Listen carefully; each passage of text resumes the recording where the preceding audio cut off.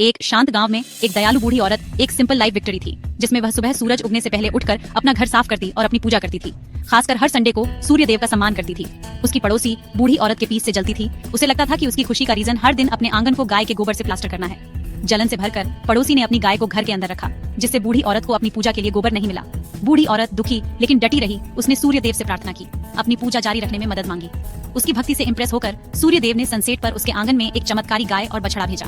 बूढ़ी औरत बहुत खुश हुई। उसने उन डिवाइन एनिमल्स का वेलकम किया। उसे लगा कि उसकी प्रार्थनाएं सुन ली गई हैं। उसने उनकी प्यार से केयर की। उसे पता नहीं था कि एक बड़ा मिरेकल उसका वेट कर रहा है। यह सब देखकर पड़ोसी और ज्यादा जलने लगी। बूढ़ी औरत का फेथ अनशेकन रहा, भले ही प्रॉब्लम आई। उसकी भक्ति को ऐसे रिवॉर्ड मिलने वाला था जिसकी गांव में किसी ने कल्पना भी नहीं की थी।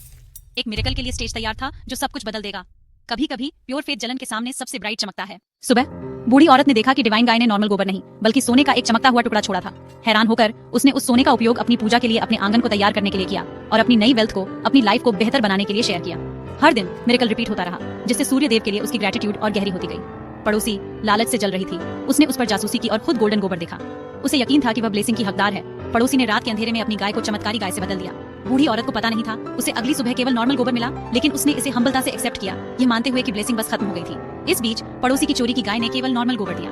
मिरेकल गाय में नहीं था, बल्कि बूढ़ी औरत के पेट में था। पड़ोसी के लालच ने उसे केवल डिसअपॉइंटमेंट दिया। बूढ़ी औरत की भक्ति नुकसान में भी पक्की रही। सच में ब्लेसिंग चोरी नहीं की जा सकती थी।